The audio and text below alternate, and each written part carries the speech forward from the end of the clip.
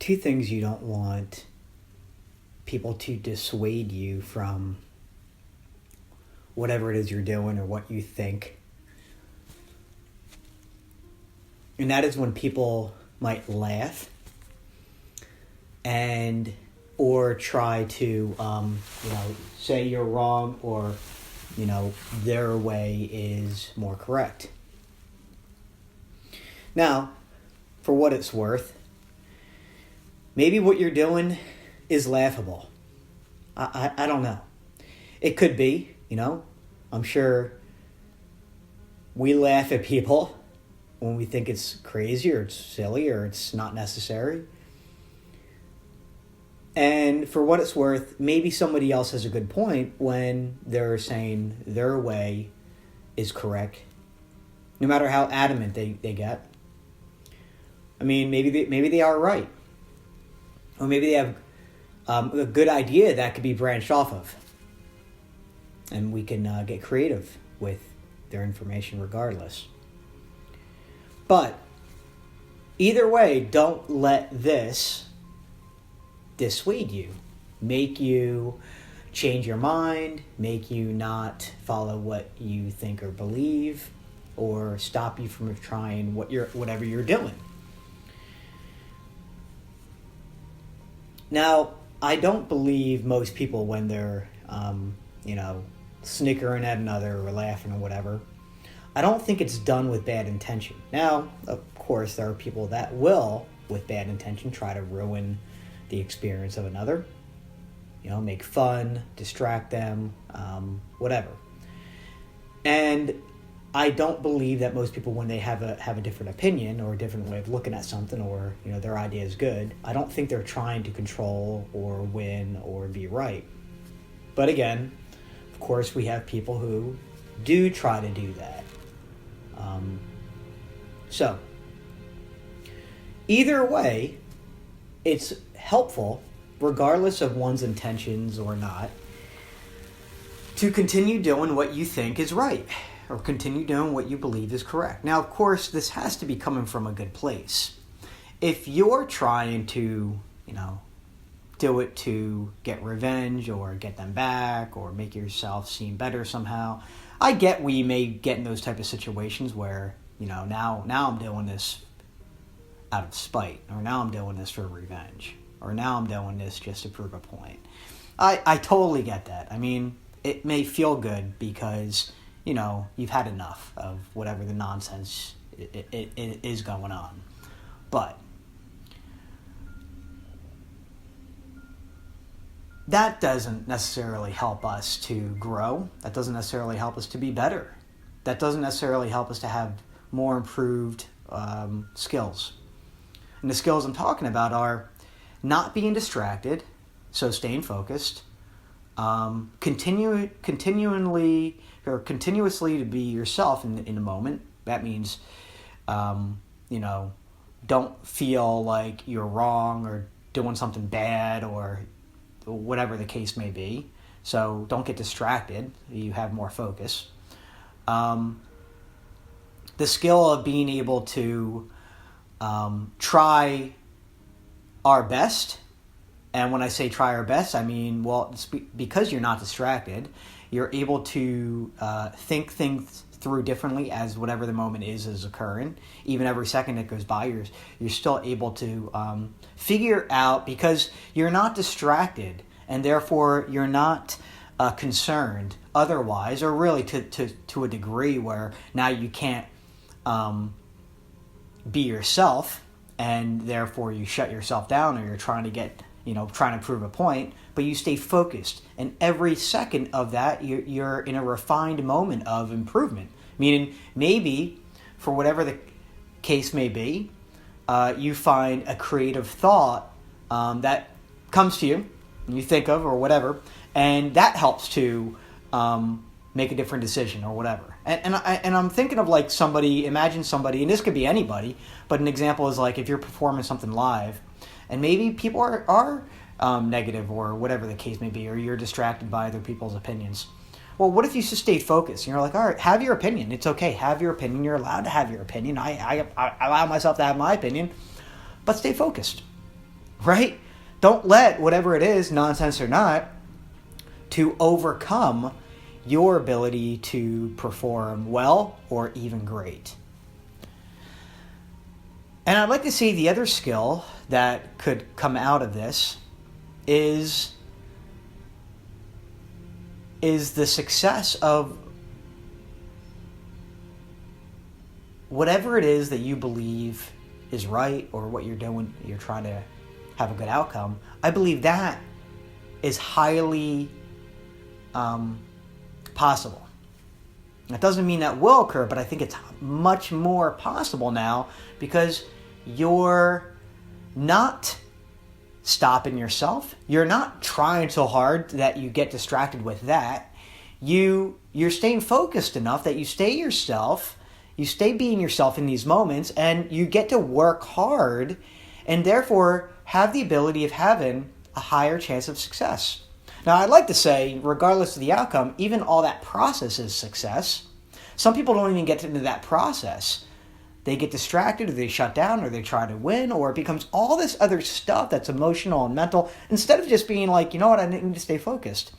Kind of similar to someone who is in a very highly anxiety-driven situation. How do they do it?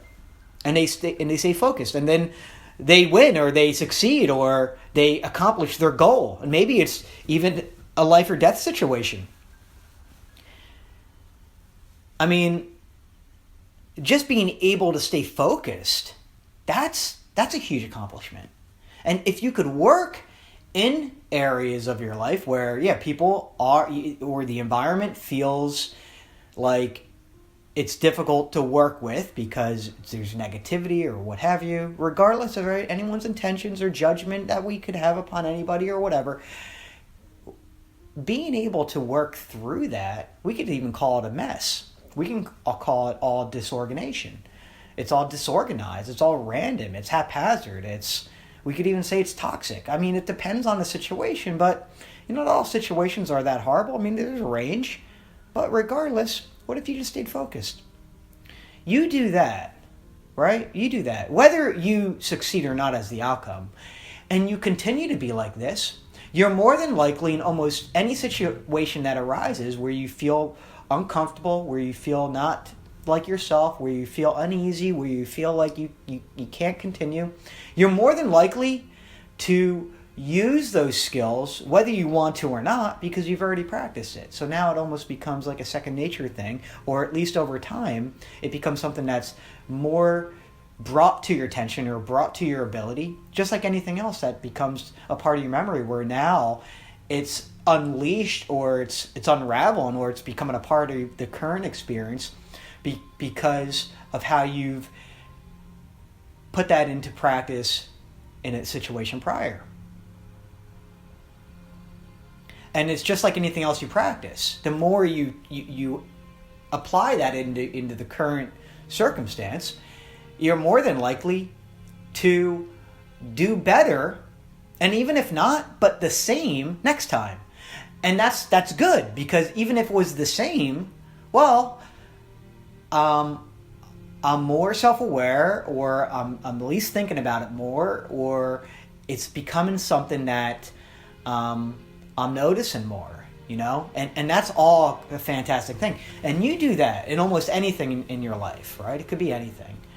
But think about just living in general, having relationships, having friendships, having a job, whatever it may be. That's just a part of everyday living. When something's not good, or something's a problem, or it's your significant other, or it's a family member, or it's your workplace, it's a colleague, or it's your boss, or just in general anywhere in society. Now, this goes without having to really mention much about it, but maybe you also need to shut your friggin' mouth, because it's a bad situation and it's going to backfire, or it's going to get very ugly. Or so this isn't to like win or control or dominate. It's to realize if the situation isn't working, or it's really a bad situation, or someone can get harmed or whatever, that's also to realize, right? So this comes down to just being able to focus in these moments that you normally would be distracted or have anxiety or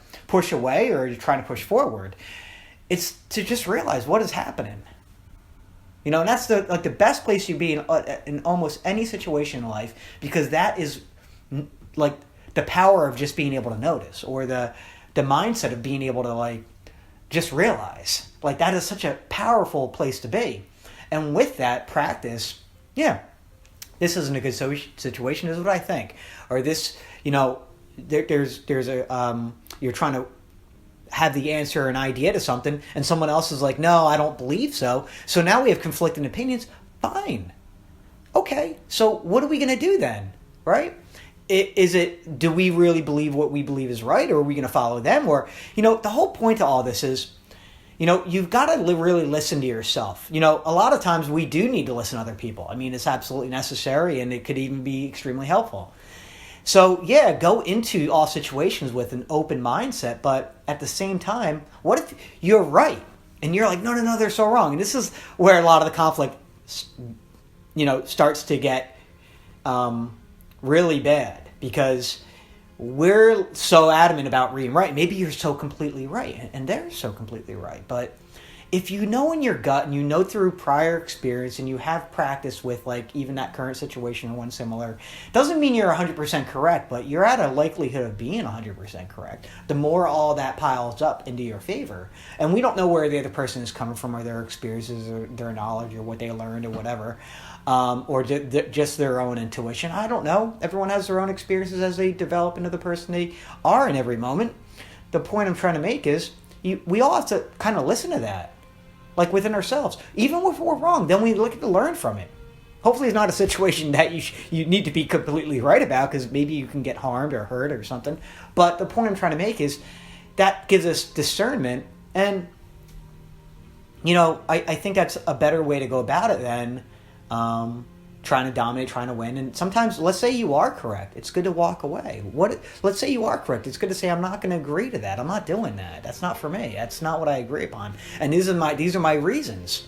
And maybe if the situation is conducive for this type of conversation, maybe you could explain yourself, and they could maybe rebuttal or say what they think, and it becomes something that maybe manifests into something healthy. And now you develop better communication. You enable the other or whomever to have the ability to be a better communicator, and you get to be able to get to a possible truth where, or scenario where, you get your way or I get my way, or we work it out somehow, and next time we'll switch it up. Or you just agree to disagree. The point is, you get to a healthy place instead of just having nonsense or chaos or negativity. And what's accomplished from that? Right? So we have to really listen to ourselves more times than we realize. Doesn't mean you're right, but be open to the learning if you're wrong.